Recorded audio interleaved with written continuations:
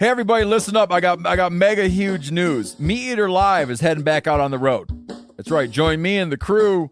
Clay Newcomb, Cal, Yanni, Spencer's going to be there. Phil the engineer's going to be there. Meat Eater Live headed back out. Now, when you get every ticket, okay? Every ticket you buy, you get a signed copy of our new Meat Eater Outdoor Cookbook. This tour is celebrating the release of the book. Buy a ticket, get a signed copy, Meat Eater Outdoor Cookbook, wild game recipes for the grill, smoker, camp stove, and campfire, which I'll point out is a $38 value. Here's where we're going to go. April 23rd, the Mesa Arts Center in Mesa, Arizona. April 24, the Balboa Theater in San Diego. April 25, the Grove in Anaheim, California. April 27, the Crest Theater in Sacramento. April 29, the Union in Salt Lake City. April 30, the Egyptian in Boise. May 1, the Wilma Theater in Missoula. May 2, the Bing Crosby Theater in Spokane, Washington. May 4, Revolution Hall in Portland, Oregon. And May 5, the last day of the tour, Pantages Theater in Tacoma, Washington. For tickets and more information, visit the events page at themeateater.com. Hope to see you at the show. My name is Clay Newcomb, and I'm the host of the Bear Hunting Magazine podcast. I'll also be your host into the world of hunting the icon of North American wilderness, the bear. We'll talk about tactics, gear, conservation, but we'll also bring you into some of the wildest country on the planet chasing bear.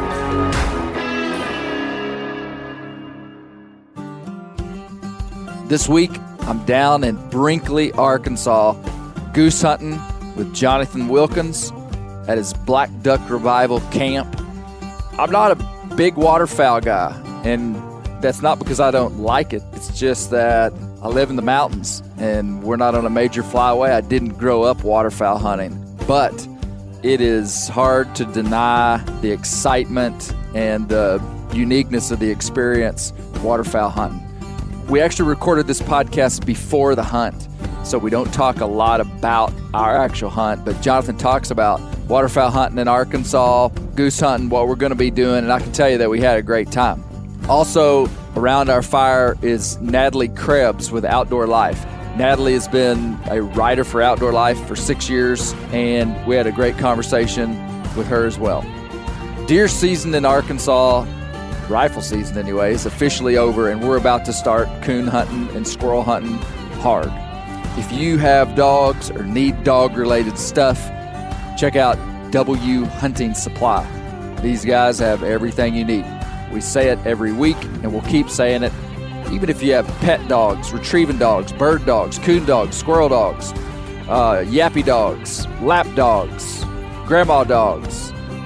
I hope none of you guys have those last part dogs, but, you know, the other kind of dogs. Man, W Hunting Supply has everything you need. Collars, leashes, Garmin products. They've got the new Garmin Alpha 200i tracking system that has a built-in inReach. Everything you need, and hey, these guys are fighting the good fight for hunting dogs, sporting dogs, and Buddy Woodbury and his team are fantastic at customer service. Check them out. Hey, CVA muzzleloaders. Man, if you listen to this full episode, you're going to hear me talk and be real honest about an experience I had with my muzzleloader this week. CVA muzzleloaders make an incredible line of muzzleloaders. I love them because you can take the breech out by hand. I have got no choice but to be honest with you guys. I had a misfire on a gun this week, and it was a pretty unique experience, and I detail what happened, and it actually wasn't the CVA's fault, it was Clay's fault. So you're going to learn something. Listen to the end of this podcast and you'll hear what happened. But the fact that I was carrying that muzzleloader during rifle season, I was carrying it because of its lightness, because of how short it is, how accurate it is, and I just like the gun. Check out CVA muzzleloaders. Muzzleloader seasons are a great time to hunt deer, and there's a lot of favorable reasons to own a muzzleloader, but you got to be tuned in on how to use a muzzleloader because they are different than a rifle. And that's what I'm learning, and that's why I'm being honest and just sharing the whole story. Hey, check out the end of this podcast. You might learn something. Northwoods Bear Products, best commercial bear scents on the market. Been using them for many, many, many years. Getting ready for spring bear hunting, you're going to want to use Northwoods Bear Products. We're building the January-February issue of Bear Hunting Magazine as we speak. This is our spring bear hunting issue. We're anticipating that the Canadian border is going to be open by May and June this year. And even if you're spring bear hunting in the United States, wherever you're at, Northwoods Bear Products is what you need to be using. Lastly, Western Bear Foundation, our buddies out west, nonprofit hunting conservation organization fighting the good fight for bear hunters and predator management in the West. Check them out. There's plenty of time to order some Bear Hunting Magazine merchandise for Christmas. Colby the Bear Tech Moorhead is literally sitting at his computer waiting for orders to come in so that he can send them to you. He might even write you a personal note thanking you for your purchase. We've got some new First Light Cypher bear grease hats. This bear grease hat has become one of our most popular, but we've also got our Flashy Mule, Bear Dogs, and solid colors. We've got a lot of new stuff. We've also got a full line of shirts, coffee cups, phone cases with all these unique Bear Hunting Magazine designs on them. Check out our merchandise at bear-hunting.com. Oh yeah, we've got also a new shirt that says Acorns. Acorns, all right? About a quarter of the country pronounces the word spelled A-C-O-R-N as acorn. I can't even say with my mouth the way that the other 75% of the country says that word. But around here, we say acorn, and we have memorialized and commemorated and celebrated the pronunciation of this word with a new shirt. Get the acorn shirt, if you're on the team. You're going to enjoy this podcast with Jonathan Wilkins and Natalie Krebs of Outdoor Life. All right, we are in Brinkley, Arkansas, not at the global headquarters. We're at the global headquarters of Black Duck Revival. This is pretty significant. Jonathan, anytime we're actually recording this podcast by fire, this is a test for both of you. Mm-hmm. We've got another guest here that we'll introduce here in a minute. This will determine how well you know the Bear Hunting Magazine podcast. What do I always do if there's a fire that we're around? I know they're going to fail. Oh, no. Pee on it. No, well, later. That's after. No one knows about that. No, I always tell it's significant what kind of wood it is. So if you're in Canada, you're like, this is a soft wood birch fire, fast burning, hot, crackly. We're sitting over a red oak fire, Arkansas red oak fire, relatively quiet, nice, pleasant smoke, not many sparks, burns for long periods of time. So we're going to be warm. So we're outside. Now I'm with Jonathan Wilkins of Black Duck Revival. Jonathan's been on a couple times, and then our special guest Natalie Krebs. Natalie, good to meet you. We had talked for an article that you had done one time, but this is the first time to meet you. So. Yeah, it's good to meet you in person. That article was last year for Outdoor Life, but this is better than the fun. Yeah, I think it came out in 2019, I guess. Summer of 2019. No, fall of 2019.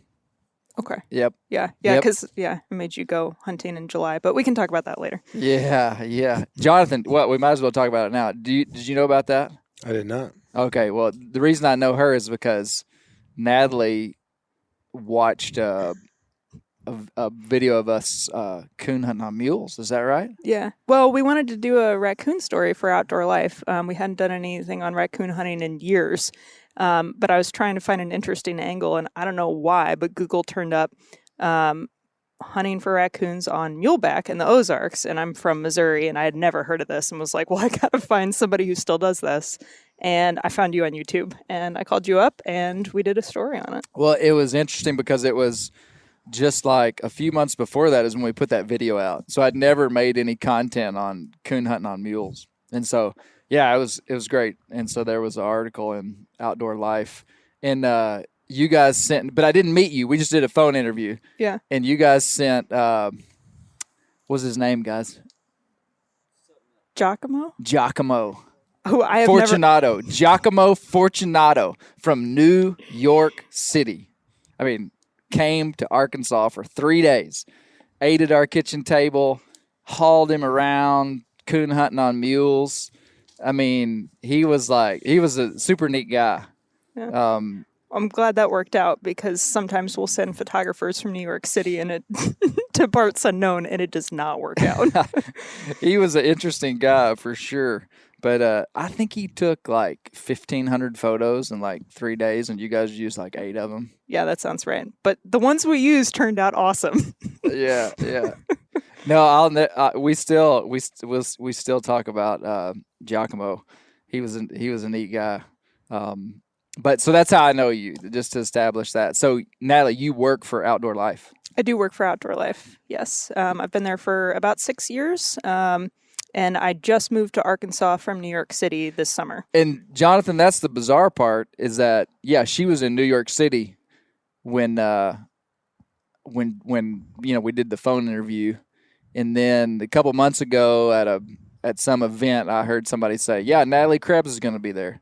And anyway, I heard you lived in Arkansas. Yeah, you were one of 2 people I knew who lived in Arkansas before I moved here. So Right on. Well, now you know Bear and Shepherd. I've got Bear and Shepherd here too. My boys, they don't have mics on, but they know Giacomo. They were part of that. They were part of that article too. There you go. But yeah. So I mean, I guess you got to tell us.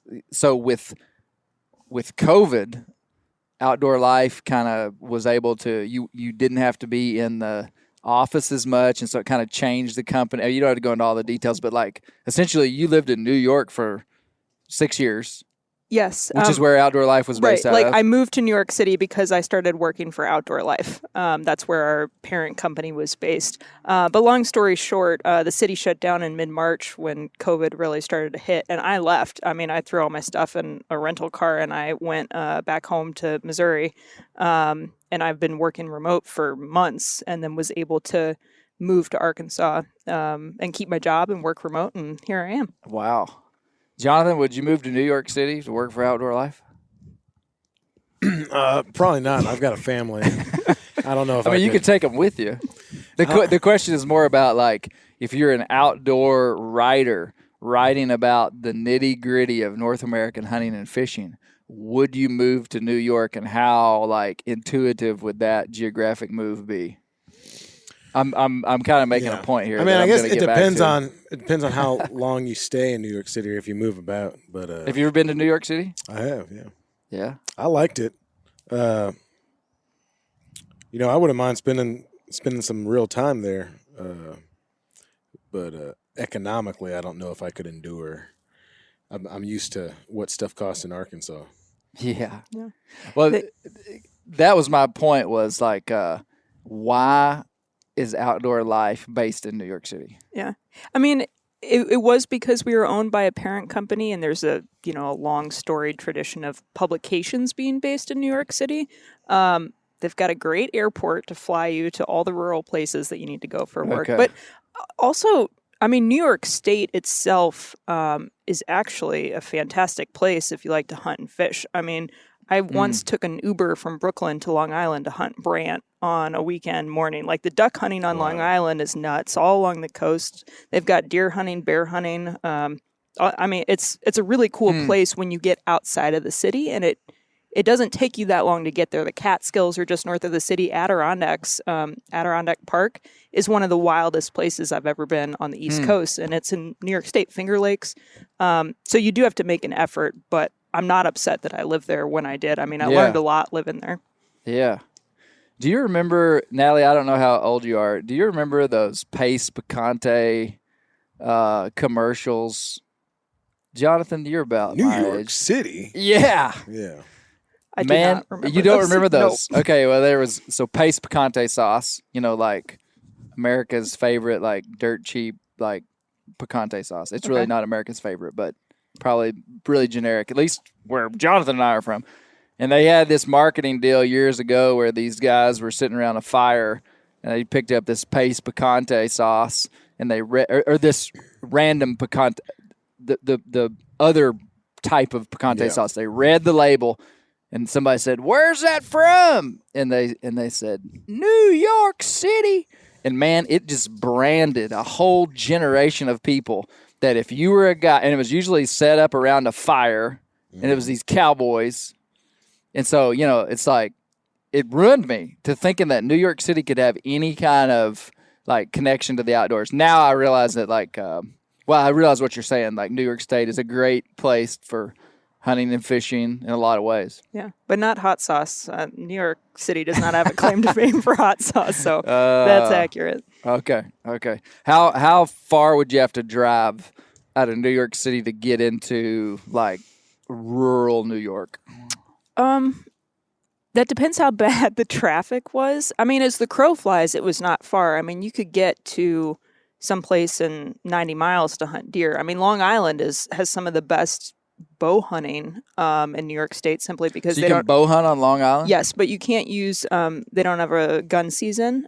So there's a lot of deer. I mean, I talked to a game warden once who was like, "Have you seen the deer they have on Staten Island?" And the amount of poaching that happens because they don't have any wildlife management or real like hunting management in any of the 5 boroughs. So Staten Island is part of New York City, and they've just got huge bucks on the island, and people will poach them and try and take care of the deer, but there's no hunting season there. So it's this really weird intersection of like great hunting that abuts this huge metropolis. But there's an archery range out by JFK Airport where like the crustiest old like trad bow hunters go to shoot their bows every Saturday and Sunday morning. Like if you want to get into something hunting or fishing related in New York City, like you can find people who are into it, which is pretty cool. There was a rod and gun club a block and a half from my apartment in Brooklyn. Really? Yeah, they had a pistol range in the basement and an archery range up on the second floor. Well, isn't that where Teddy Roosevelt and the Boone and Crockett Club was like started and whatnot? Yeah, so he was born in this old brownstone building like 10 blocks from the old Outdoor Life office, which was pretty cool. And then his house, like his summer retreat when he was president, it's called Sagamore Hill, and it's out in Oyster Bay on, I think it's the north side of Long Island. So out where the duck hunting's good, that sort of thing. Man, that's interesting. Interesting.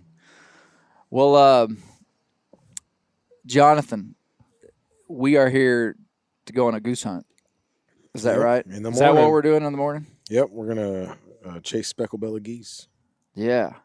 So for people that wouldn't have been familiar with Black Duck Revival and your guiding service, like talk to us about just kind of like your place and what we're going to be doing. So, Black Duck Revival started just as like a point of lodging, and that's kind of how I've run it, essentially as an Airbnb for the last couple of years for duck hunters. And then this year we've, kind of expanded our offerings. I've got a couple of long-term rentals, like in later season. Some folks will like have the whole place for about a month or so. But for the earlier part of the season, we partnered up with an outfitter about 30 miles away from here is where most of their fields are, and around Carlisle. And they've been focusing on speckled-bellied geese and snow geese for about 7 years, which is just more and more and more of both of those species in the Arkansas Delta these days. And so we're kind of trying to offer something a little bit unique where instead of just going to a place to, try and shoot a bunch of birds and, eat ribeye dinners and drink beer all night, we're trying to add a little bit more education to the process. So we've kind of added or put together, I think, a more holistic package. So we'll go out, we'll hunt geese, we'll come back, we'll eat breakfast, And then we'll spend a lot of time like talking about the geese, talking about some species specific stuff with those birds. I've been showing people how to wax pluck birds, which is not a real common method. I think they do a lot more of it down in Louisiana than a lot of other places, but it's a way to, pluck a bird completely and really get a really nice product. A lot of folks are kind of stuck in the idea of just breasting out ducks and geese. So you get a lot more yield out of the birds this way. You learn more about them. You learn how to actually work with them and process them, and just some of the rules about transporting them and whatnot.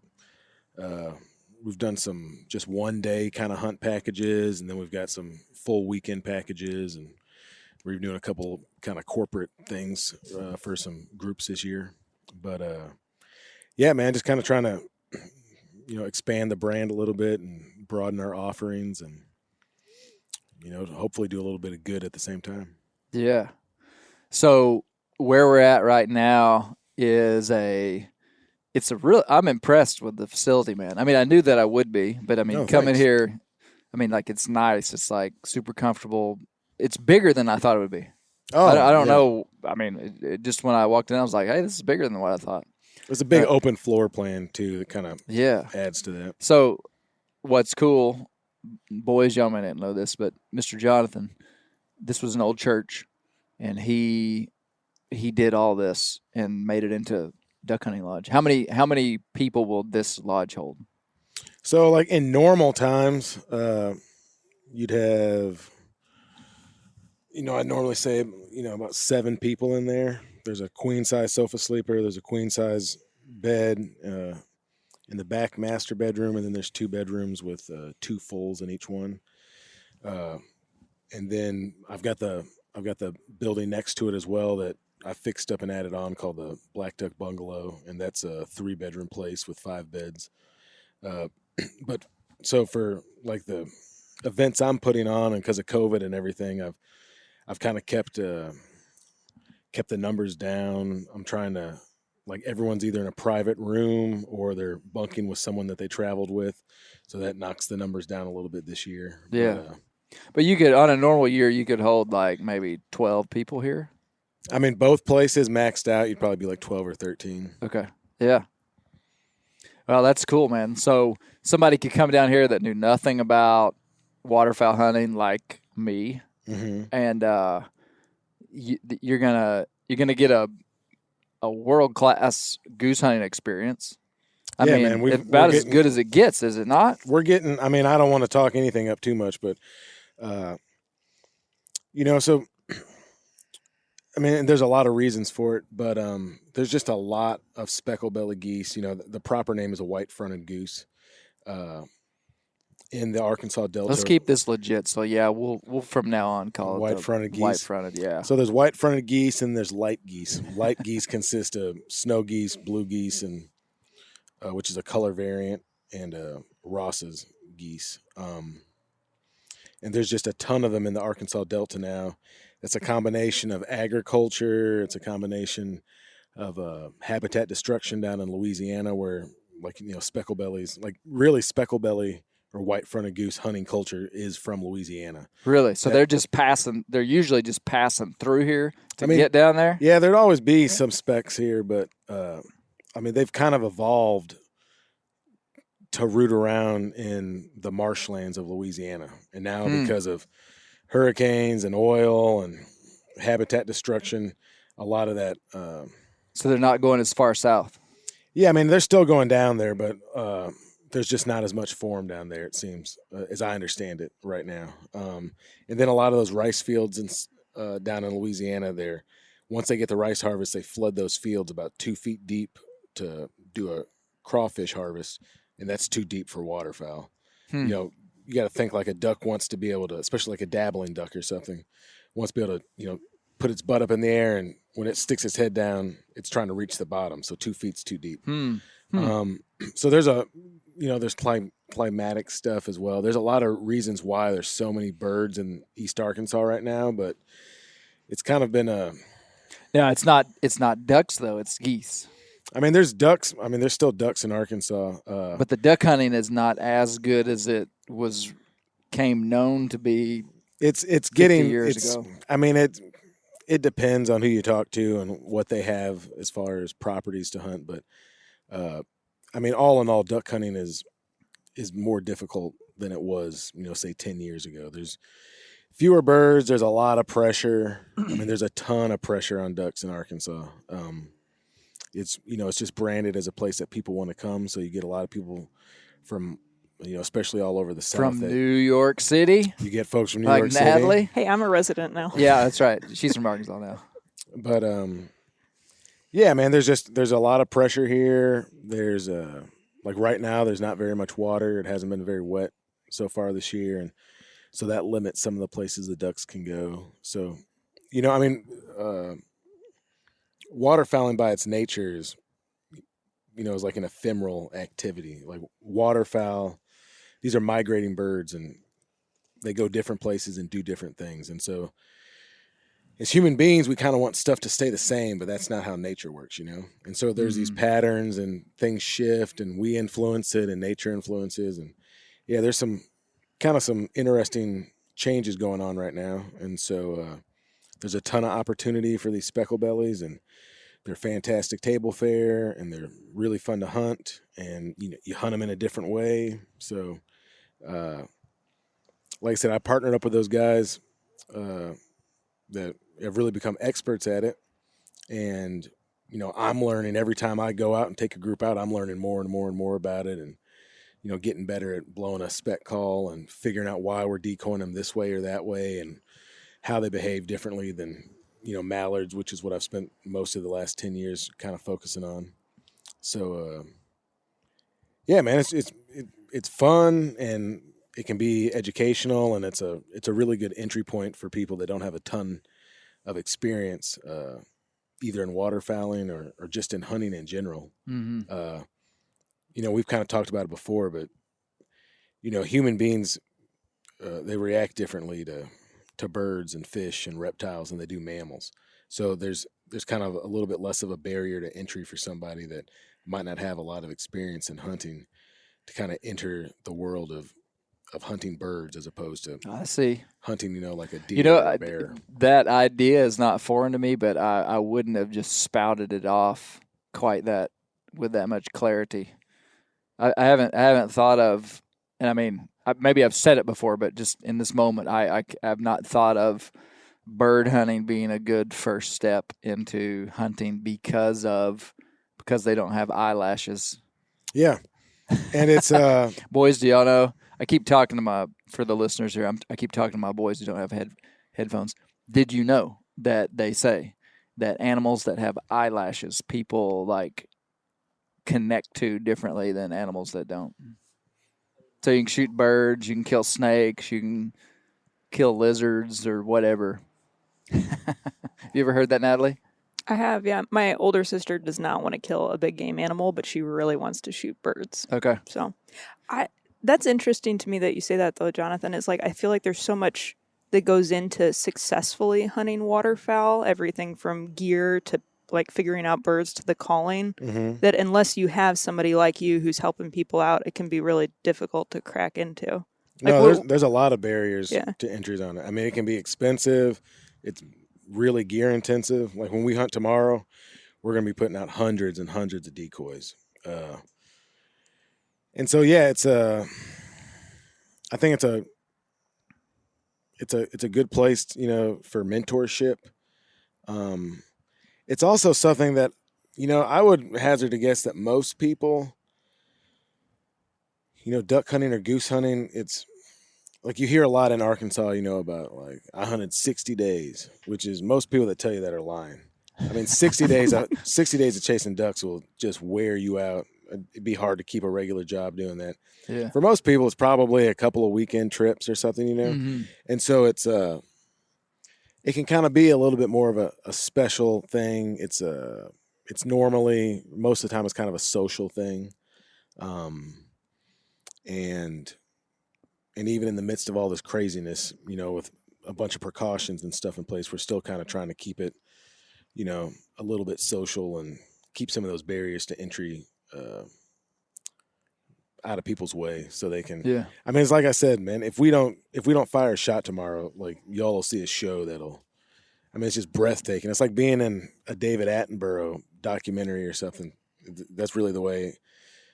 That's the thing that strikes me about it the most is it's just so amazing to see these huge numbers of animals and the way they move together and, you know, these like amalgamous organisms, they're all separate, but they're moving together. And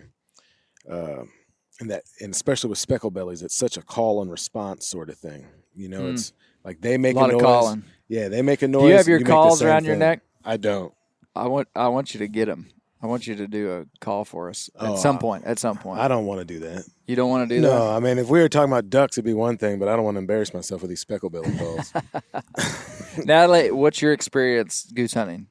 I have some experience goose hunting and duck hunting. It's always something I do with a buddy, though. I've never gone off on my own and done it.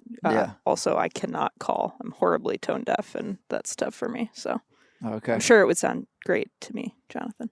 Oh, yeah. It wouldn't sound great to all the thousands of people listening. I mean, I feel like I'm rounding the corner on that spec call. It's a very different I mean, everything's different about it. The reed setup, the wedge setup is different. The air presentation is very different. What you do with your tongue is different. And so I kind of had to unlearn some stuff from duck calling to start getting a handle on that spec calling. And then also specs are like the most, you know, they're like the most vocal species of waterfowl. They have just a ton of different vocalizations, from like these 2-note yodels to 3-note yodels to clucks. We got to hear it, murmurs. dude. These bear hunters don't know how to duck hunt. They're not even going to be able to.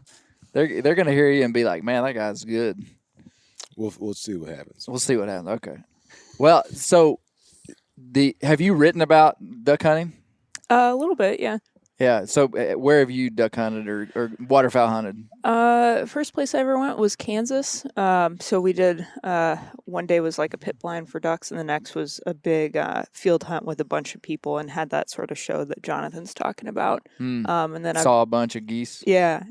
And then, some duck hunts with a buddy in the Southwest, that Long Island hunt for Brant.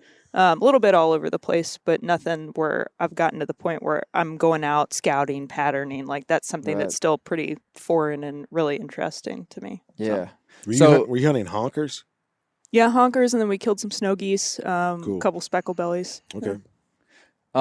So like while we were driving down here, Jonathan, like right before dark, like the last 30 minutes before we got here to Brinkley, we were seeing these big flocks of geese. I was trying to explain to Bear how biologists estimate numbers of any kind of wildlife that is in flocks or big herds. Because he was like, how many geese do you think that is, Dad? And I said, the way that you estimate when something's flying or there's a big herd of elk is you would try to count as many as you could and stay on top of, your accuracy. So if you could count like I said, try to count 5 geese. And so we were, these geese are like flying and we're driving. So, it's like hard to like keep your eyes on them. But we would count 5 geese. And then I said, so estimate how many chunks of ducks or geese that big is in that flock.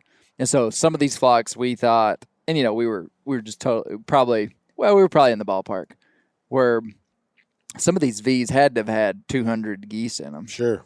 Absolutely. Yeah. And then, but there would be multiple V's. Like so when geese fly, they fly in these big V patterns, and there would be like layers of V pattern. There'd just be like these wads. But I bet we saw, 5,000 geese the last, 45 minutes driving down the road. I mean, just for a while there, any direction you looked, you would see like this cluster. But I mean that's pretty fascinating to me. There's tons and tons and tons. I mean, I've seen a field of geese. Specifically snows where, I've thrown the number out like 15 or 20,000 in a field. Wow. Like in these huge tornadoes that take forever for them all to get down. What was it most likely that we saw out here? It could have been any of those geese that you said, it would have been. I mean, big wads like that, I'd probably If there's just huge wads of them like that, it's probably snows. But I mean, it'll be snows and specks mixed together. Okay. I mean, you can tell by the way they call. Specks will have that yodel, and snows make a similar noise without as much of a break in it. So there's Man, it'd be great if we could hear it. man, YouTube's a fantastic tool. See, that's the thing. Natalie man. will blow the goose call. No, I will not. Hey, right now, are there snows down here more? Like you were talking about, I like the way you described waterfowl hunting being ephemeral, meaning that like it changes constantly. It might be really good today, not as good tomorrow. Like what's happening like right now? I mean, there's ducks here, there's speckle bellies here, there's tons of snows. There's even within that, there's probably like some cacklers, like lesser Canadas. Which one's the biggest? I mean, the biggest goose of all is going to be like a greater Canada. I mean, you can get. Okay. There's no the Canadian geese don't flock up like these big snow and speckled. Not here as much. I mean, there's not nearly as many Canadas, and it's Wow. when it's geese, it's always Canadas. It's never Canadians. Canadians Gotcha. are people. Gotcha. Canadas are the plural of the geese. Would you have known that, Natalie? Yeah, I've hunted in Saskatchewan before, and the outfitters So they don't there call them. do not like it when Americans show up and want to shoot Canadians. So Gotcha. Natalie's a copy editor too, so I figured she knew that. Yeah, okay. I just learned something, and so did all my hillbilly bear hunters. There you go. Yeah, it's But not no, man, Canadian geese. there's Bear, how many times have we said that? Like in the last week, a lot. We've got all these like resident flocks of Yeah. Canada geese all over that never leave. So we got Canada geese on a pond like right by our house that we see pretty often. That bear really wants to kill. Yeah, you got to get permission on that, man. Oh, we got the permission, bro. Do you really? Yeah. Yeah. I mean, fish and deer hunt and do whatever we want. Dude, we should go get them. Jonathan's going to leave the bazillion geese over here to go hunt the two, my only two Canada goose. You want to come kill those? Oh, okay. you just have a pair? I thought you had a big wad of them. We do. I don't know how many are there. There's quite a few at times. No, so I was that helped me. So there's no Canada geese here. No, there are. They're just not very many. So, Okay. like, even that's something that changed. As I understand it, like 25, 30 years ago, there was a bigger population of Canada that would come into Arkansas. And now just the migrations changed.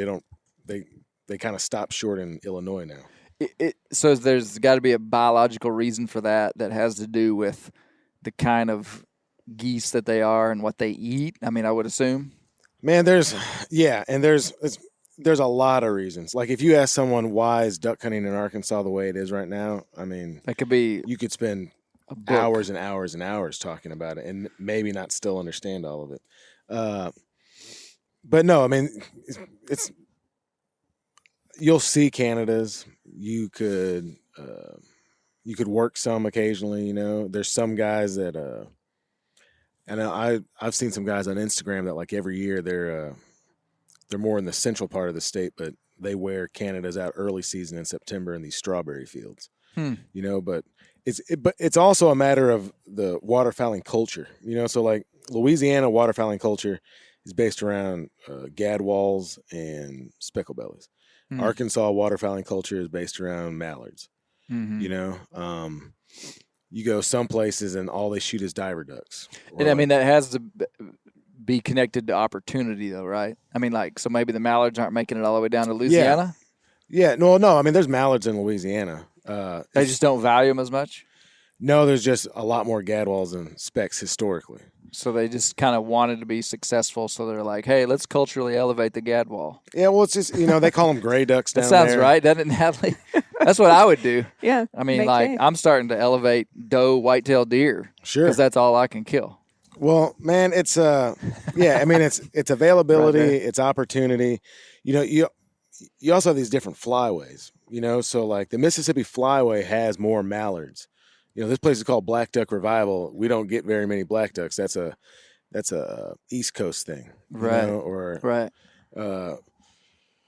and you got the Central Flyway and you got the Pacific Flyway, and then you kind So of this is a major mallard flyway, yeah, this is but it's changed into snow goose, speckled belly flyway more than in times past. well, we're talking about speckled bellies and snow geese specifically in Arkansas, not necessarily the entire flyway. Okay. So yeah, this is. I mean, you got to want to nerd out on ducks and geese and stuff to really get all this stuff figured out. And I still don't know all of it. Like I know some stuff about where I hunt and less stuff about other places. But I mean, even like how fat the birds are here as compared to someplace else, or if you go north, they're killing South Dakota, North Dakota, they're killing ducks in dry fields. Like, very few ducks are killed in dry fields in Arkansas. Like, our duck hunting is tied to water. So and you're talking about the same species. Like up in North Dakota, they'll just flat wear mallards out in dry fields. But here they won't land in a dry field. I mean, they will, but almost everybody's killing them over water. Now, are they killing them there because that's the only place they're at, or they just choose not to hunt dry fields because that's not the way we do it? Is that a fair question? Yeah, no. I think it's mostly because that the ducks are tied to water. And now these ducks that are landing in what they call green timber, which would be flooded timber, like they're landing into these a lot of places that would have acorns on the ground. Is that right? That is underwater. Are they eating a lot of acorns? Yeah. So I mean, So I guess what I'm getting at is maybe in North Dakota, the water doesn't have as much food on the bottom. Yeah, in North Dakota, they're eating food out of cornfields and the like. I should be a duck biologist. You should. No, here so flooded green timber is that's kind of an ephemeral thing as well. So, say maybe up to September, October normally. This is just oak forest. I'll deer hunt and squirrel hunt in these things. And then rivers like the Cache and the White will flood. They'll get beyond their banks and they'll flood into those hardwood forests. And then it floats all that food source up. So you're talking about acorns. You're talking about invertebrates that live in the soil. All of that stuff. And ducks get in there. And, it's the same reason that bears are feeding on acorns. It's a calorie-dense food source. And, you're talking about a bird that might have lost 50% of its entire body weight traveling down Flying down here. Yeah. And so then I think it takes maybe 5 to 7 days, they say, for it to replenish that weight that it's lost. Really, that quickly? Yeah. That seems quick to me. Well, I mean, it depends on what they're eating. Like there's more calories and protein in corn than there is in rice, which even that could contribute to why, there's more birds hanging out in Missouri maybe than coming down here, because we have more rice here. Yeah, Missouri's so corn it's super complex. Yeah. Super complex why they land where they land, why they do what they do, but it's all got to be connected to food for them, though, because this whole migration for them is all about food. They'd stay up north if the water didn't freeze and they could find food source. They absolutely will. That's the thing. A duck does not have – people think that ducks have to fly south. They don't have to fly south. What they're doing is they're fighting the freeze line and the snow line. So, a duck has a down coat on, right? A duck wants it to be 33 degrees. They want it as cold as it can be without freezing and locking up their food. Yeah. So when it starts getting cold enough to freeze that water up and lock their food sources up, or the snow's so deep that they can't dig through it and get down to that food, then they'll move south. And then when you have, here's something crazy to think about. You have these nuclear plants or something, right? And they're pumping river water in and then expelling it at a temperature of, 82 degrees or something year round. So those reservoirs and they don't freeze up anymore. They always stay open. So the ducks, they're not getting locked out of it, Yeah. But just historically, this has always been a mallard flyway. They've got dig sites of, ancient humans in this area where there's just years and years and years of just compiled mallard bones, that they were killing with, bow and arrow or a slingshot or whatever they were using at the time. So this is historically I always bet they were been shooting that. them off the top of the water, not when they were flying. Probably. That's why they call it Arkansas on it. Right? I don't know about that. But no, I guarantee you they were shooting them. They were getting them any way they could, They may not have been as good a sportsmen as we are. That's what I'm getting at. Man, I've got mixed feelings about that and all the rules and stuff about duck hunting. Really in my estimation, and this might make me a pariah to some people, the sport, quote unquote, in it, it's in, communicating and interacting with those birds and convincing them to come in and land. Right. So like once they've landed, I see what you're saying. It's kind of like the debate of, do you shoot you've heard the great big game debate about, which I think is absolutely ridiculous. There's no debate.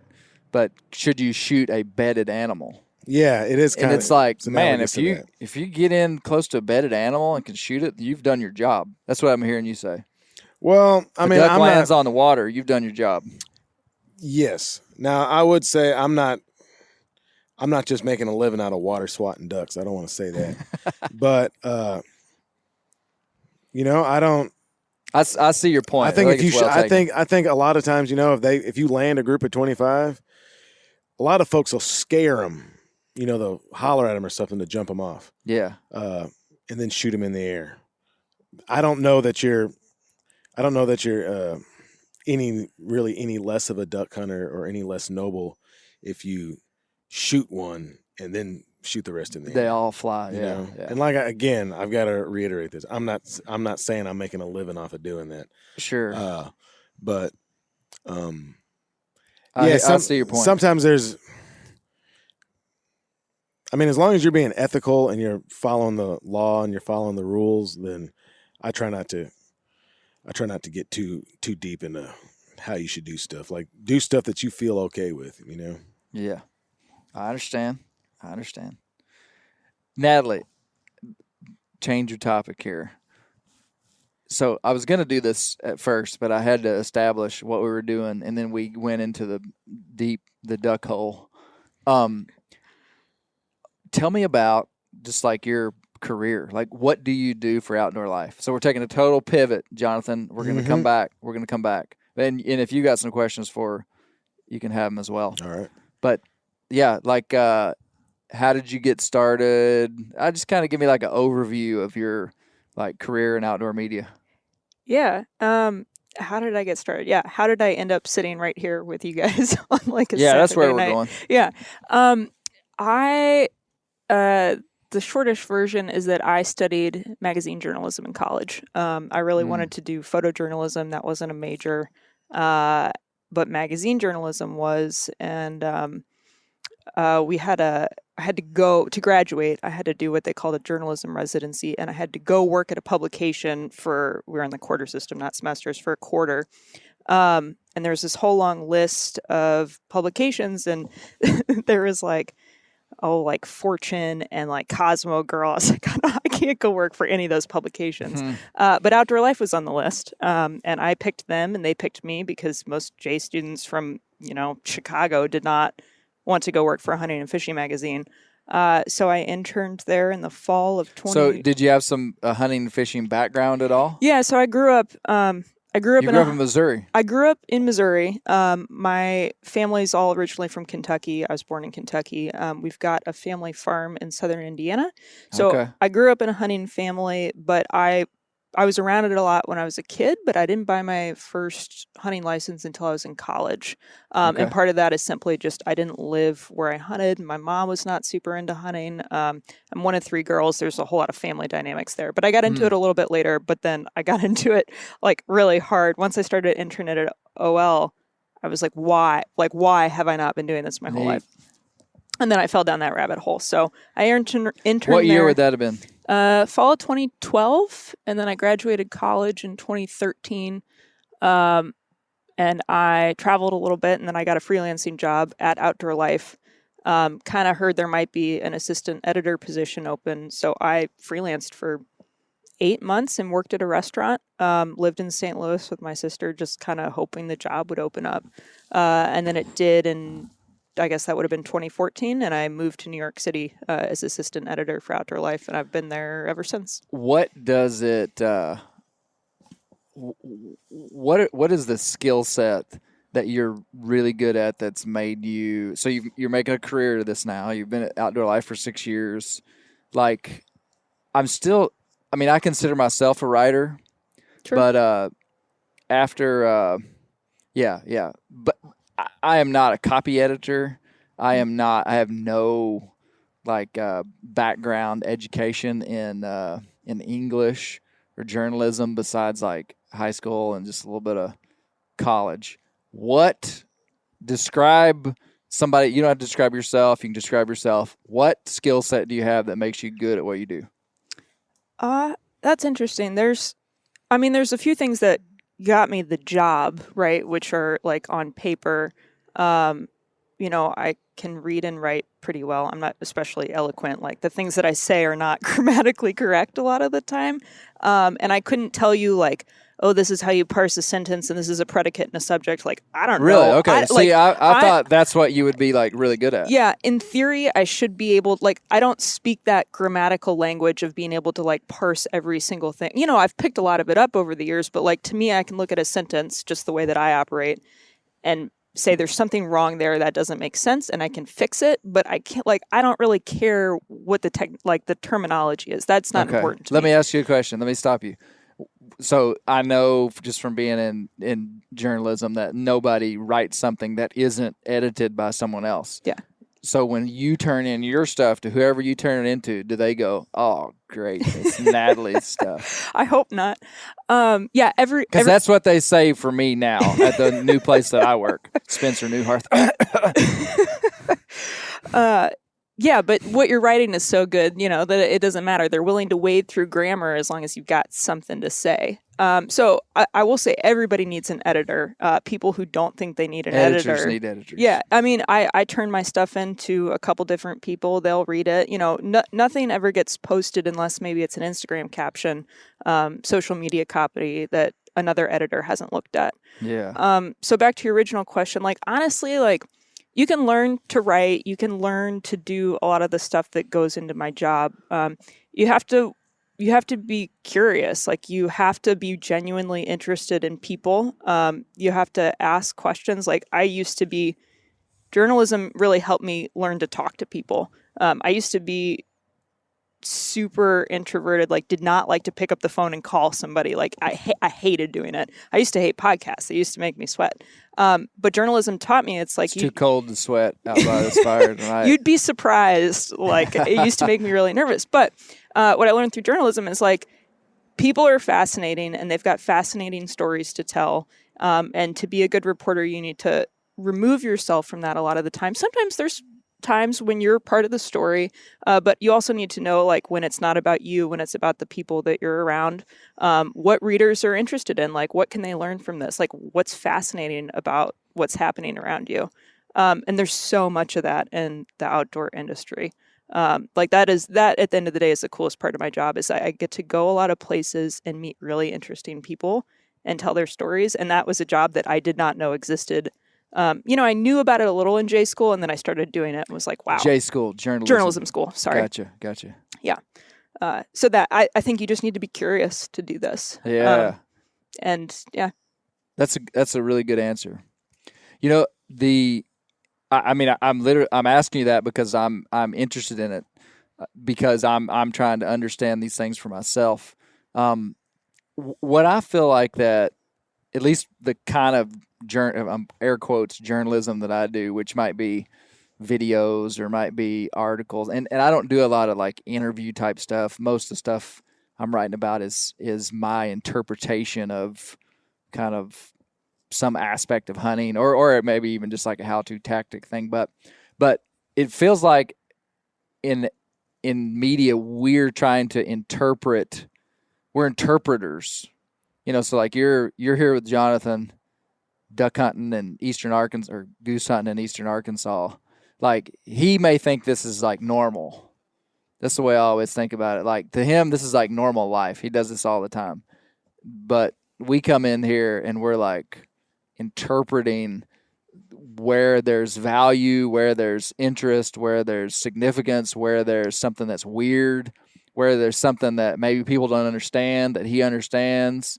And it's like putting all that together. But your word curious says it just perfect. Yeah. It's not just about like going somewhere and just like went hunting. I'm going to talk about the hunting. Totally. And the other thing too is it's interpreting, and people are going to do that differently. Like your takeaways from this Right. trip could be totally, and likely will be, not totally different, but they'll be nuanced and they'll be different than mine. And so we would come away with different stories to tell that may have central characters and themes and stuff, but the takeaway is different. And that's the other thing, I mentioned journalism, like school a couple times, but you don't need that if you want to do this. Like, it's just like hunting. Like, if you want to get good at it, you just have to do it. So you just have to practice it and try and be interested. So that was the other caveat. But yeah, it's interpreting. What's your like favorite thing? Like I could tell you what my favorite, like my bread and butter is inside of journalism. What's your bread and butter? What do you focus on? Like the kind of work I like to do best? Yeah. I like to do, and they're difficult and they're the most challenging, and I often drag my feet on them. But my favorite thing to do is to go someplace, doesn't have to be totally wild, but someplace new and interesting, and write a more like in-depth reported investigative feature on it. And if I can take photos to go with it, great. Can you give me an example of something you've done?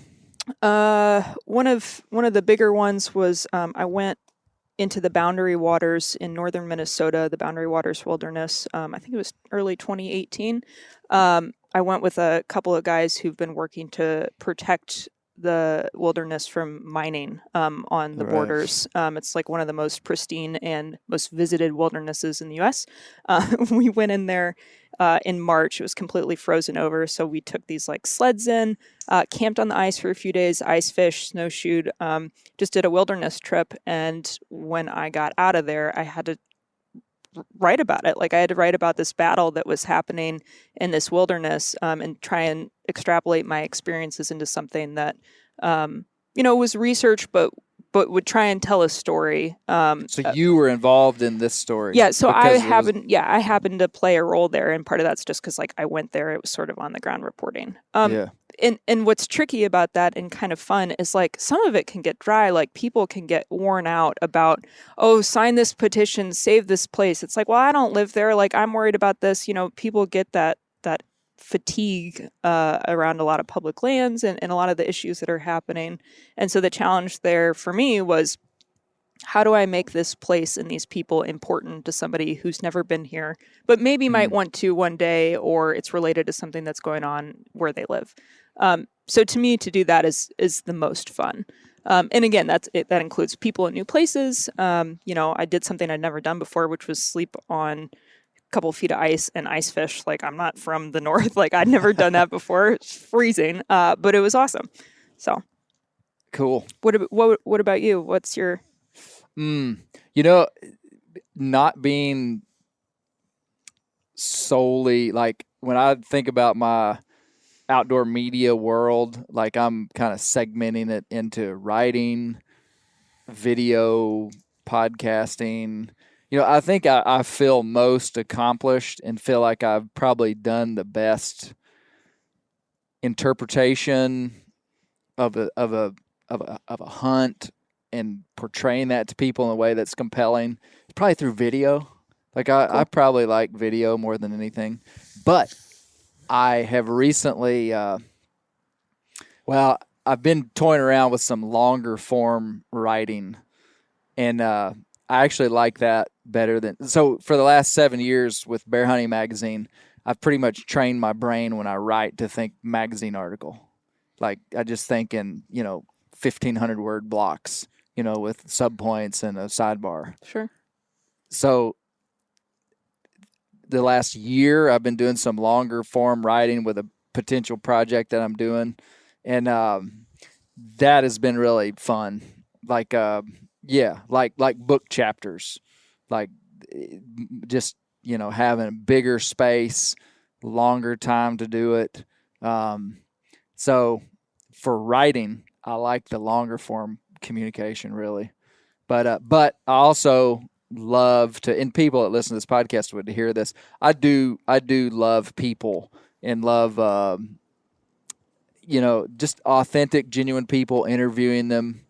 I do enjoy that. I do. And we've had some pretty cool interviews on this podcast with some old guys and interesting guys that probably never, well, I had to tell them what a podcast was. That's usually my favorite kind of guests. You guys are like in the know, so you know what a podcast is, but it would have been cooler, Natalie, if you would have sat down and you would have said, Clay, what are we doing? What is this? And I would have been like, yeah, this is going to be good. No, I guess what I'm trying to say is guys that the world doesn't know, you know, the interview and those kind of guys. Totally. And I know a lot of them. Those are usually the guys I gravitate towards, but, no. So yeah.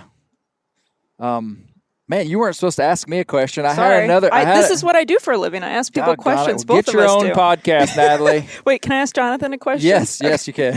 What about you, Jonathan? I know you like to write, but like, what's where do you stand on this? As far as what interests me, like what? Wait, ask me that. Like if you're telling a story, like whether it's writing or. Yeah. Like, because you do write. Yeah, I mean, I think I'm probably best at examining my own perspectives and my own interpretations of stuff. Just trying to be self-analytical about it, and I kind of work from the premise that the more personal you can make something, the more universal the applicability of it is. I mean, I don't know that I'm experienced enough to act like I have some sort of an expertise or anything. Like most of what I've written is either kind of academically research based or like real super personal.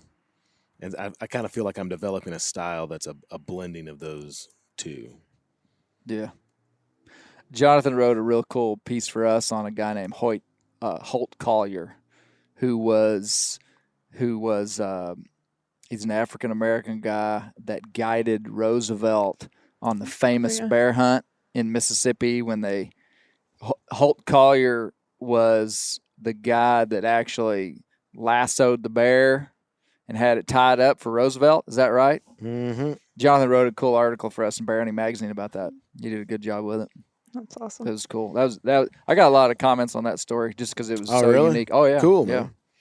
yeah. But man, well, shoot, Natalie, your question is totally through. I had another question for you. Are you? But you're a writer. I mean, like your main focus is writing. In theory, yes. A lot of what I do day to day is editing, and often writing. I put that last. I used to freelance before I got the full-time job, but there's a whole lot of things that go into being an editor. I should write more, but I procrastinate and I What's push Outdoor Life trying to do? Like what is there? I mean, like Outdoor Life is such a iconic brand for outdoor. I mean, arguably the most recognizable name really in the hunting and fishing space, especially long term. Like what are they I don't know. What are they trying to do these days? Yeah, we've been around since 1898. We're still, I don't know, we're trying to tell good stories. I mean, that's what we like to do is we like to tell stories. We like to report on stuff. We do a lot of conservation stuff. We do more reporting than a lot of, I think, titles in the hunting space, both online and in print. Even a little bit more than our sister publication, Field and Stream. So we just like to do stuff that people are interested in. And what's cool is even if, say, I write something about speckled belly hunting, like ideally somebody who is reading Outdoor Life for the deer hunting, like could read that and still be interested. So we're a general title. We'll talk about all kinds of stuff, including bear hunting. But at the end of the day, that's what we hope to accomplish. Yeah. Now, Outdoor Life, do they have any video arm of what they're doing? We do. I mean, I do a little bit of video. Like we're all kind of one-man bands. We used to do back in the heyday of Facebook before all the algorithms changed. We did a lot of Facebook video. Okay. And so I've done various types of video, but we don't have a dedicated video production team. Okay. No. Okay. Got it. Hey, Jonathan, I need to tell you a story All right. that is relevant to me sitting here right now. Let's hear it. This is a ridiculous story. Okay. Okay. Bear, you know what I'm about to say. Bear Newcomb was involved in this story. This happened yesterday. Like, I'm almost not sitting in this chair because of what happened. Oh, And dang a it, decision that I made. I've been hunting a deer, and I'm not going to say, like, I kind of have to keep the cards, like, spread across the table, face down, like in all my hunting. So I hunt down in South Arkansas. I hunt up in Northwest Arkansas. I kind of hunt all over Western Arkansas, okay? Mm-hmm. So I'm not going to say where this happened. And I can drive to these places and do a day hunt. So who knows where this happened. But I have been after a really big buck. The best buck that I've had on camera since 2012. Is that right? Best buck I've had on camera since 2012. Okay. I think the deer's a 160-inch deer. It's probably a 150-inch deer, but we've been calling it the 160. Yeah. We've actually renamed the deer after the story I'm about to tell you. So yesterday, the Arkansas deer season lasts until tomorrow, rifle season. Okay. Mm-hmm.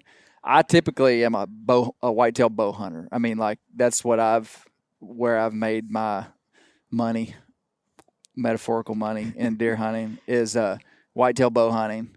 But in recent years, I've kind of become more of a whitetail generalist, especially when it comes to taking a big deer, which we kill a lot of deer. I mean, these boys have literally been raised their whole life on deer meat. So we're meat hunters, but we're not afraid to shoot a big one and not afraid to target a big one specifically and dedicate ourselves to it. Well, I got pictures of this deer early.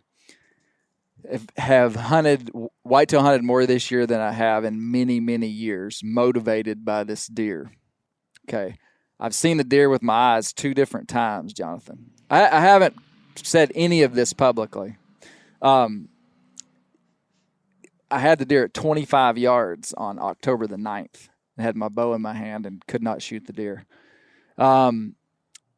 Yesterday morning, I went to a place that I like to hunt and had intentions of hunting this place. The creek was too high. I could not cross the creek. So I had to reroute my whole day for hunting. And the day was pretty much like shot. I decided to go. I'd given up on this big deer. That's the other. This is a short version of a very long story. This deer, I have not had pictures of him since November the 1st. I had a lot of pictures of him in October. Then he disappeared. So for the last 30 days, this deer's just gone. And, I had zero confidence that I was maybe ever going to see him again. Maybe he got killed. Maybe he wasn't going to come back. I didn't have many years of experience with this deer. Sometimes you get, years of experience with a deer so you can kind of predict when they're going to start showing back up in a certain place. I've had that happen over the years, and you're like, yep, that deer's going to show up after the rut. Well, I didn't have that experience with this deer. Didn't know it. Hadn't seen the deer on camera in 30 days. And so the day was shot in this one particular location. And so I'd given up on this deer, but I ended up hunting in the area that this deer was in for the sole purpose of shooting a doe. Like I went in there and I told Bear, I said, man, I'm just going to go shoot a doe. That was what I was going to try to do. And, this is a sad story. Still hurts. I go in to shoot a doe, and I am carrying a muzzleloader for reasons that, for many reasons. The muzzleloader that I have, I love it. It's very light. where I'm hunting, there's no chance really of getting 2 shots at any game. This muzzleloader's accurate, like it's super light, small, it's like super short. I enjoy carrying the gun. Mm-hmm. I've killed a lot of critters with muzzleloaders during firearm seasons, so I didn't think much about carrying this muzzleloader. I'm trying to tell the story so that it comes out the best. I'm sitting there the last 2 hours of daylight yesterday and was not really even hunting, to be honest with you.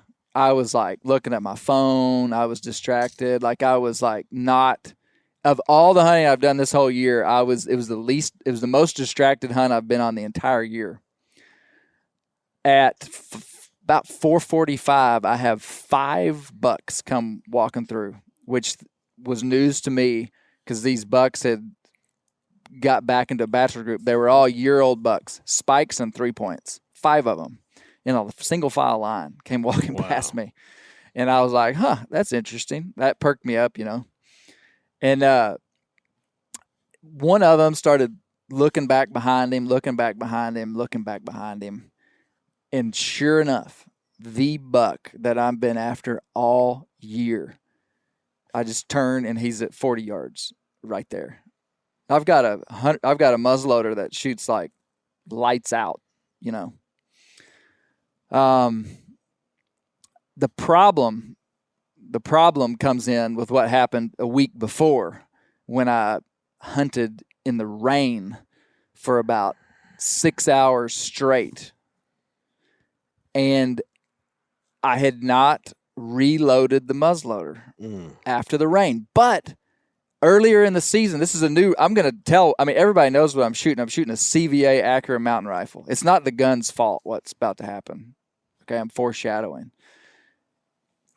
Earlier in the year, Jonathan, I hunted in heavy rain for hours, and I was carrying that muzzleloader, and I thought, man, there's no way this gun will shoot.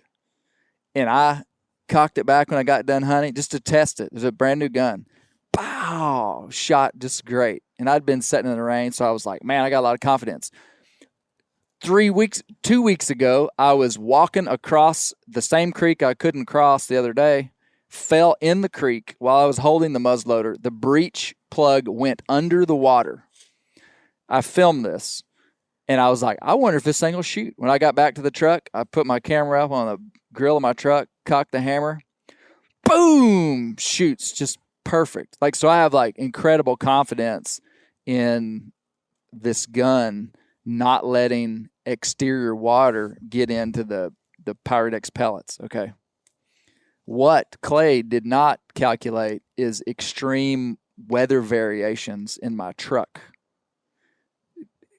This week it got down to 21 degrees up in Northwest Arkansas. And then it was also inside of my truck was probably getting up into the 60s and 70s at different times during the day. Mm-hmm. And I just left my gun in my truck. And what happens with muzzleloaders, and I knew this, but I just, for some reason, it didn't account for me. It just wasn't going to happen to me. Those muzzleloaders, when they go through big temperature swings and you have them loaded, they will condensate moisture in the barrel. Sure. So it wasn't the rain. Well, I'm just now kind of thinking all this through. This is also fresh. Well, and I'd figured this before. It was not the rain that happened the week before. That did happen. It was being in my truck and the fact that I hadn't reloaded it since that day. Yeah. And anyway, this big 150-inch easy plus buck standing there, 35 yards, hunted all season. I put the crosshairs on him, and that gun just pops in a ball of fire, spits out of that barrel, and lands about 10 yards out in front of my gun. And the deer just runs off. So no deer, no huge deer for Clay. So that's my story. That's a sad It's a story, terrible man. story. Yeah. Yeah, it's a terrible story. So the reason that is relevant to me being here right now is if I had known that deer was anywhere in the country, I would probably be up there hunting tonight. But because I spooked him so bad last night, Mm-hmm. I've yeah, of course we're going goose hunting. You with try me? to go get him at the Christmas hunt? Well, I'll bow hunt him. Okay. I mean, if he's still around. Yeah. These deer like this, I wouldn't be surprised if I didn't see that deer again. Potentially next year. I think he would. I mean, I don't know. I don't know if I'll see him again. How bad did they run off? Everybody's asked me that question, and I don't think that's really a fair question. When deer run off, they just run off. You don't have deer run at different speeds. They all like leave at top speed. That's funny. There was his tail up. Was this like? That's what's bizarre is I saw nothing. There was blue, like the pellets ignited to some degree. What I think happened is I think that there was like partial ignition, and so the bullet probably just like hit the dirt right out in front. But what puffed out was part of that Pyrodex pellet that was like half ignited. And so I think I was so focused on like the malfunction, I didn't even see him run off. Yeah. Like I never even saw him run off.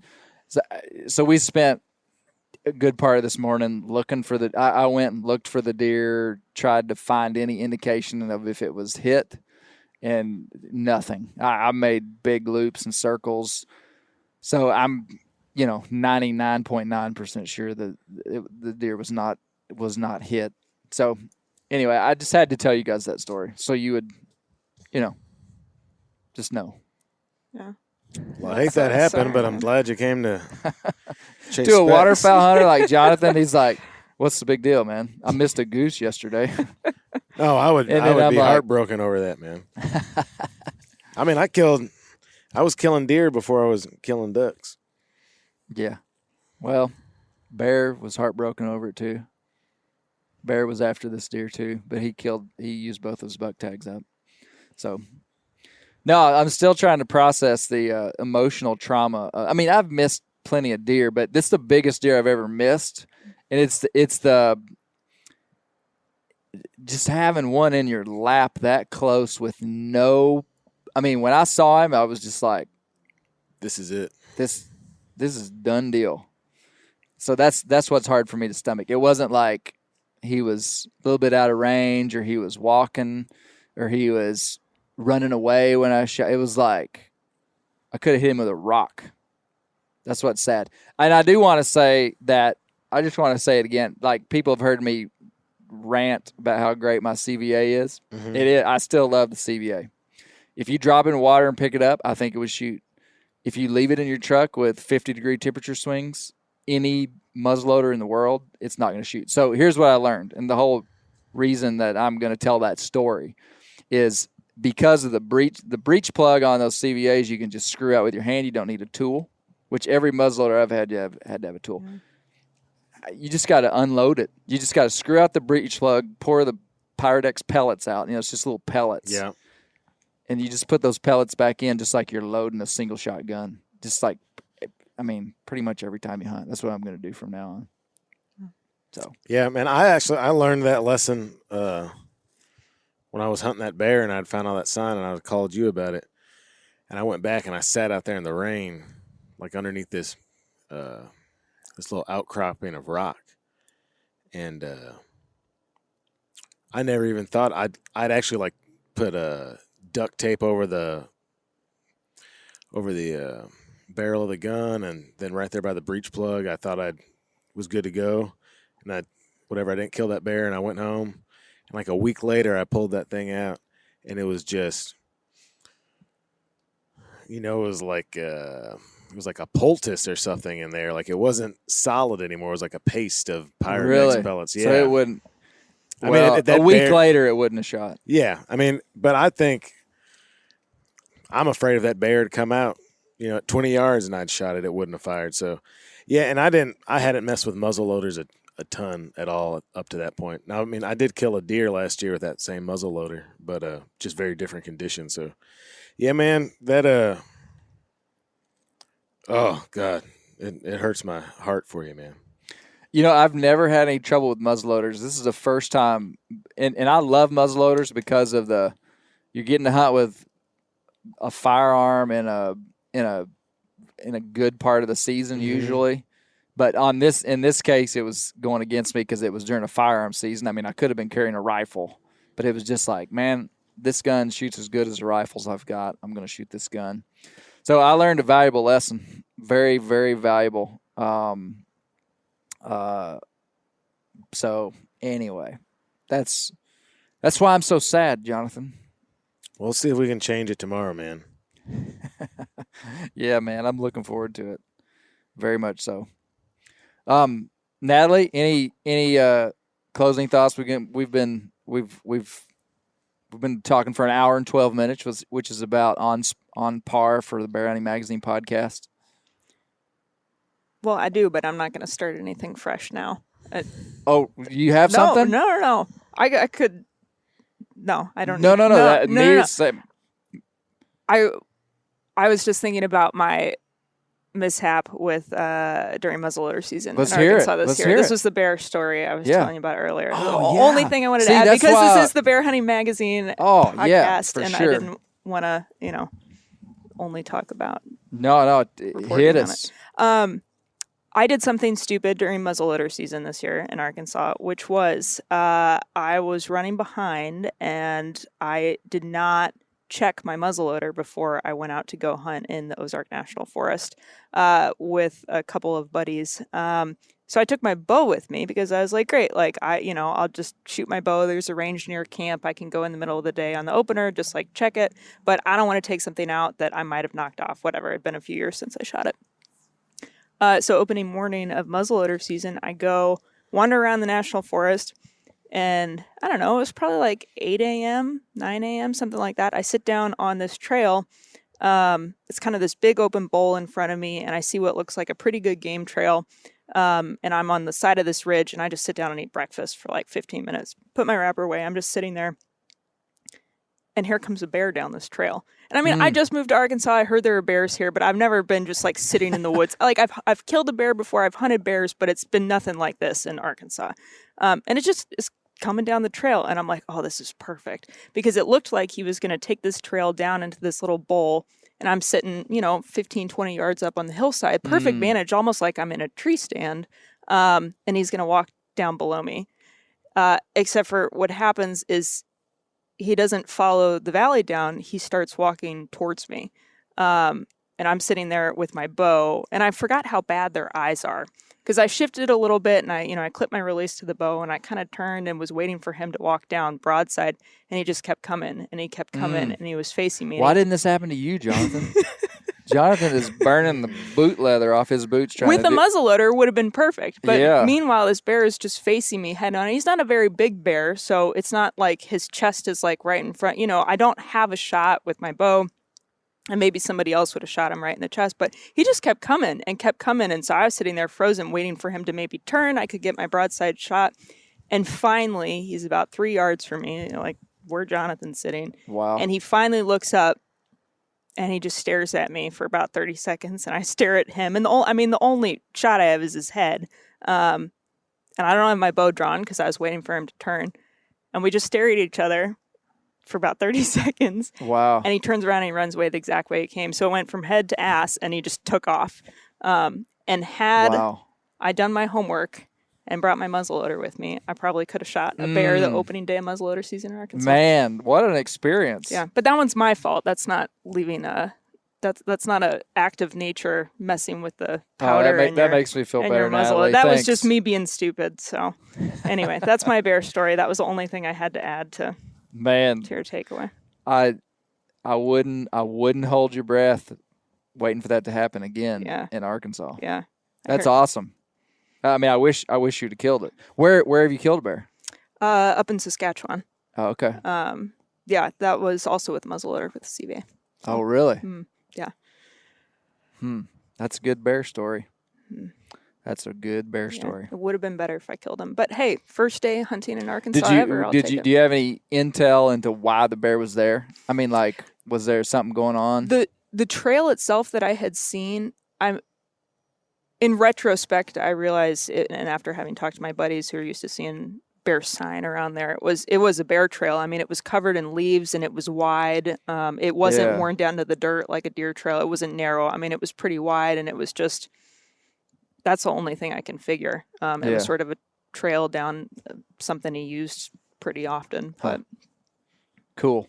Now, I don't. If you said would someone have done a frontal shot on it? Yeah. I mean, that would be super risky, even with. yeah.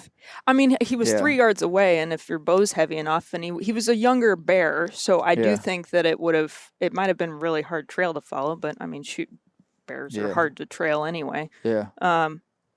So some people I know probably would have taken that shot, but I didn't, and Yeah. I wasn't ready. So That's cool. Very cool. Well, Jonathan, closing thoughts. Did we do justice? I feel like we took a pretty good swat at understanding a little bit about waterfowl and kind of what's happening. I mean, obviously it's a unending topic of conversation, but at least for what we're doing, I mean, like we're going to be, well, we didn't really talk about exactly what we're doing. We're going to be sitting in layout blinds in the middle of a big spread of decoys in agricultural fields, and you guys have been seeing like thousands of geese. Am I right? Yeah, so we're not gonna be in layout blinds. We're just gonna be on backboards. So Okay, I mean, backboards. I mean, it's just we're gonna be laying out there in the middle of the decoys. We're gonna be wearing white, try and blend in with the snow goose decoys, and yeah, hopefully, if they do what they have done the last few hunts, then we'll have some good opportunities for shots. And man, it's a cool way to do it too, because you're just out there in the middle of it, you know. Even like hunting timber and stuff, you're behind a tree, you got treetops and whatnot over you. Like doing it this way, you're just out there in the middle of it all, and Yeah. it's a cool way to experience it, you know. Yeah, man, I'm really looking forward to it. You know, in all the waterfowl, and again, I've not done a lot of waterfowl hunting, but just like looking at waterfowl from the outside in, goose hunting seems like, to me, it's more appealing than even like duck hunting and timber. And I realize that would like make people angry, me saying that probably, but like big goose. Remember, I got to feed all these kids. Yeah, like, yeah, sure. Geese are so big, they're beautiful.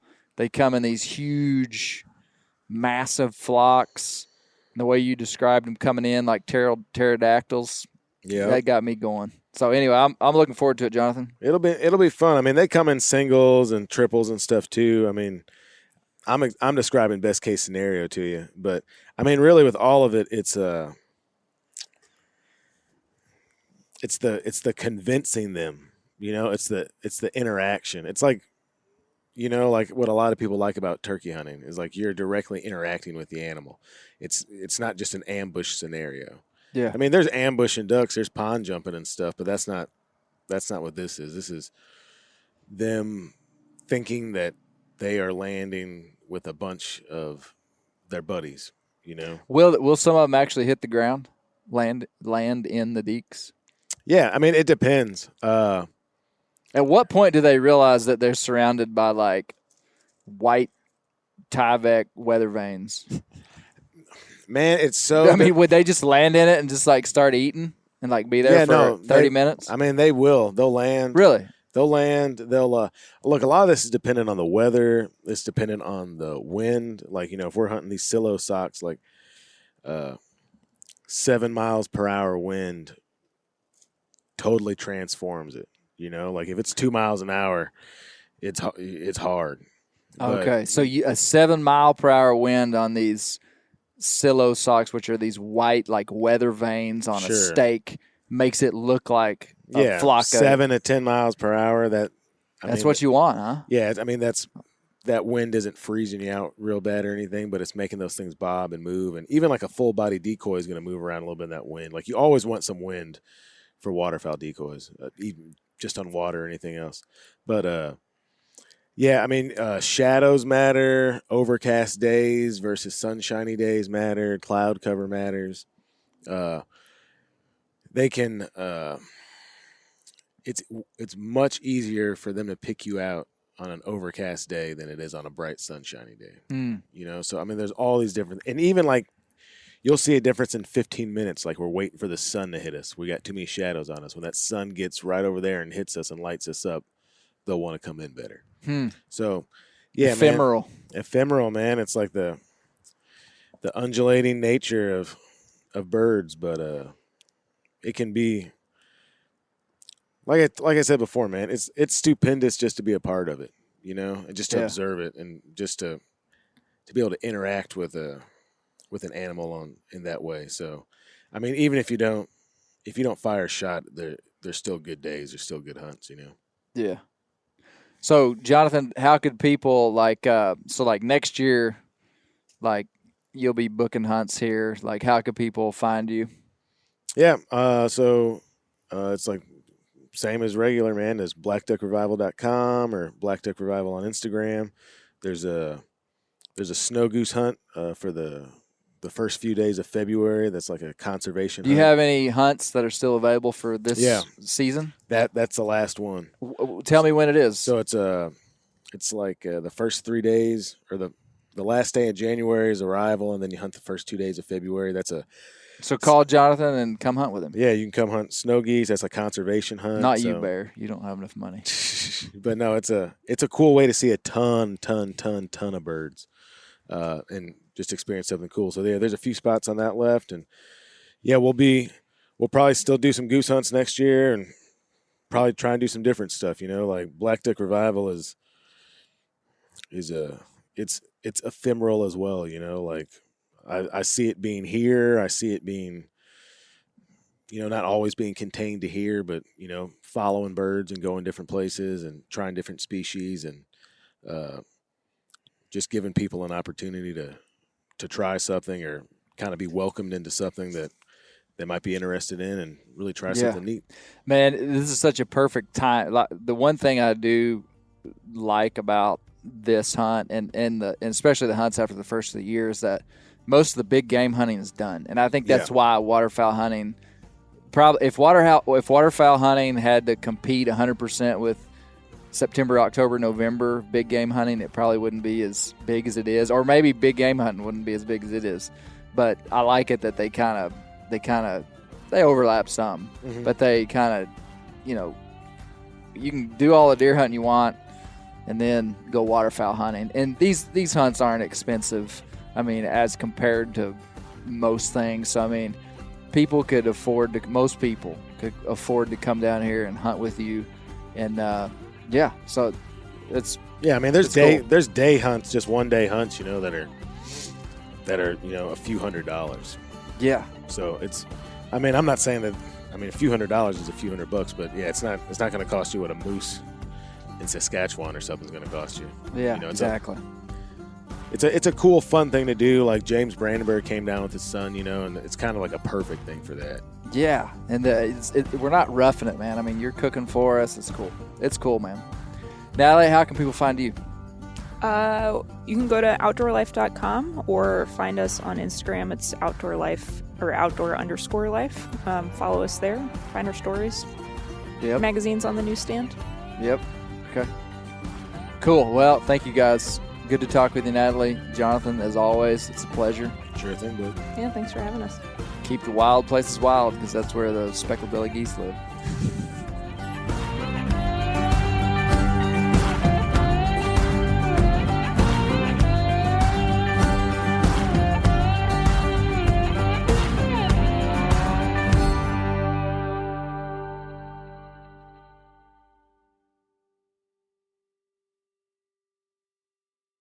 Hey everybody, listen up. I got mega huge news. Meat Eater Live is heading back out on the road. That's right. Join me and the crew.